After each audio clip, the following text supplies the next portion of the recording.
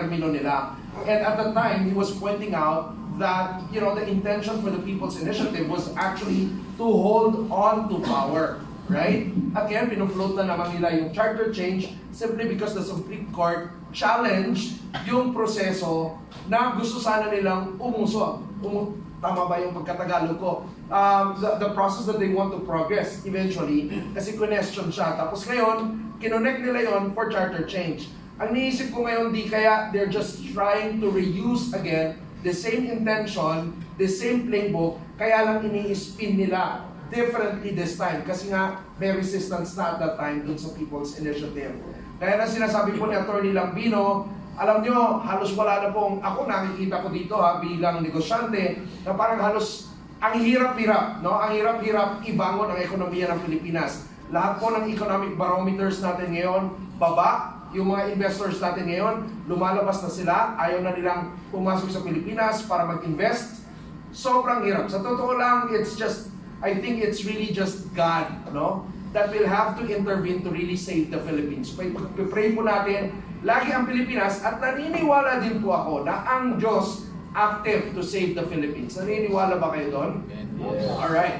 Which brings me to the next question. I'm not saying this is God's intervention, but which brings me to the next topic na prepare natin, which is the health of the President. Okay? So ngayon, tanong po natin, marami po nagtatanong, Dr. Mata, dun sa sinasabi ng Malacanang na ang sakit daw ng Presidente natin is diverticulitis. Para po sa mamamayang nanonood sa atin ngayon, can you please explain what that is?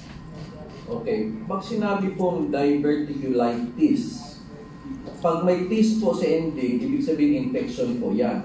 Katulad ng tonsillitis. So diverticulitis is an infection.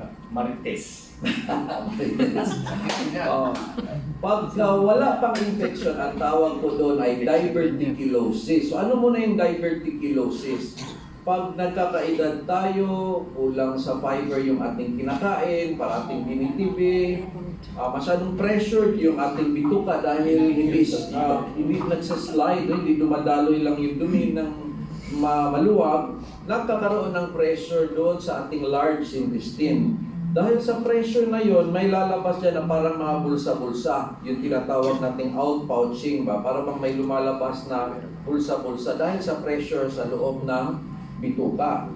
Ngayon, pwede po yung magka-infection yung mga bulsa-bulsa na yon. Pag na-infection yon, magkanana, ang tawag po doon ay diverticulitis.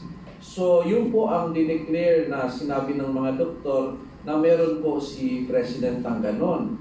Ngayon, pwede po kasi yun na pumutok yung nana na yon at pag lumabas yung dumi sa labas ng bituka, that's a poison. And very delikado po talaga yan. And sometimes the doctors might decide na tanggalin yung bituka at yung bituka ay dito muna ipapadaan sa labas ng tiyan para doon yung dumi. Dahil nga, delikado yung portion na yon. So, now, with the announcement ni Senator Amy na gumagamit daw si President ng cocaine, which is sabi po yun ng kanyang kapatid, it's a very dangerous scenario pag combine po. Pag ikaw po ay may diverticulitis at gumagamit ng cocaine, kasi ang cocaine po, pwedeng tumaas ang blood pressure mo, or kahit hindi tumaas yung blood pressure mo, pwede pong lumiit yung blood supply sa bituka.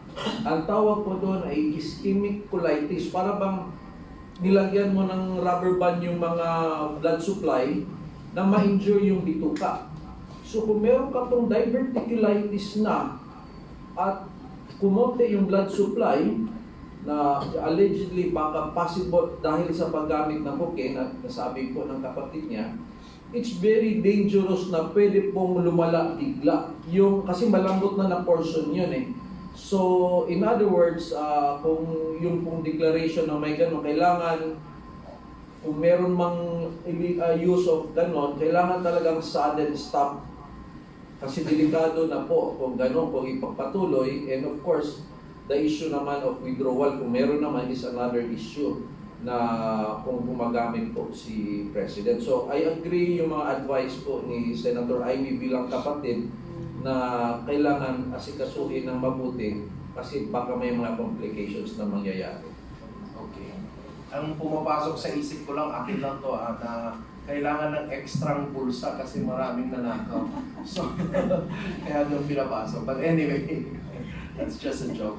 Pero yung pong about this, ano po nire-require ng Constitution natin about the President's health and the President's physical fitness to serve.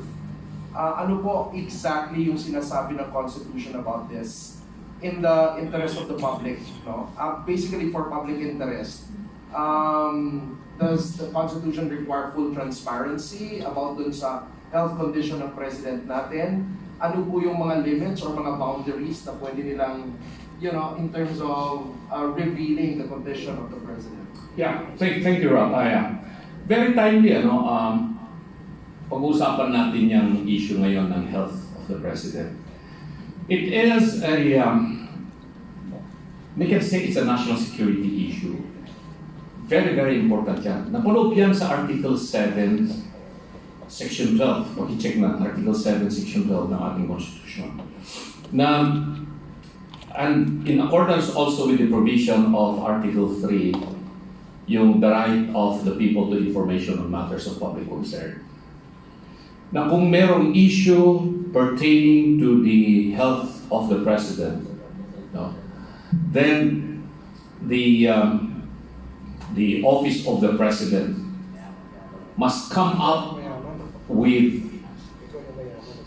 regular information to be given to the public kung ano talaga ang tunay na kalagayan ng Presidente.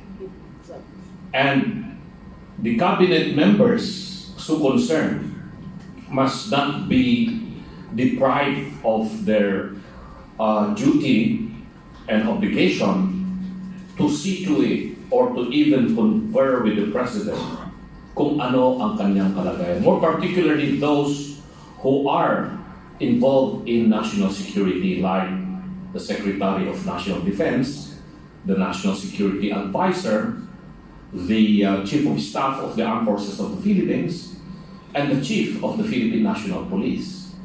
These are, or maybe you can include even the Executive Secretary, these are probably the high-ranking officials of the government that must not be denied audience of the President in making sure that he is well and he can still continue functioning as the Chief Executive and Commander-in-Chief of the Armed Forces of the Philippines.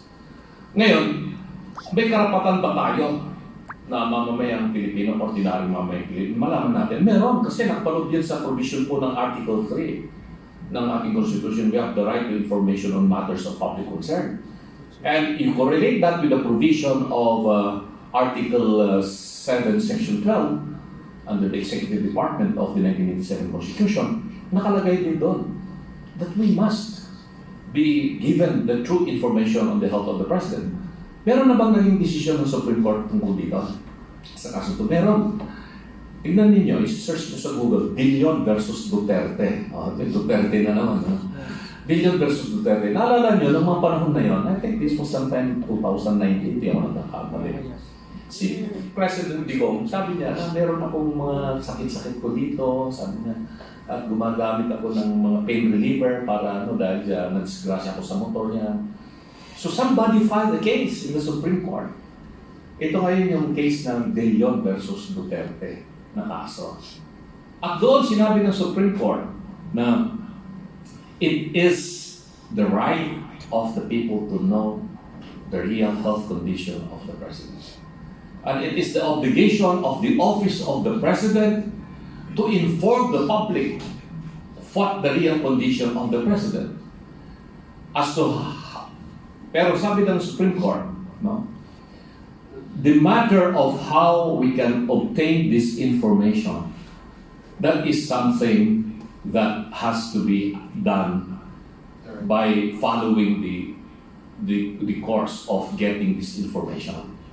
But for us to be denied of the true condition of the President, hindi pwede na gano'n ang mangyayari. So any citizen of the Philippines can now demand from the office of the President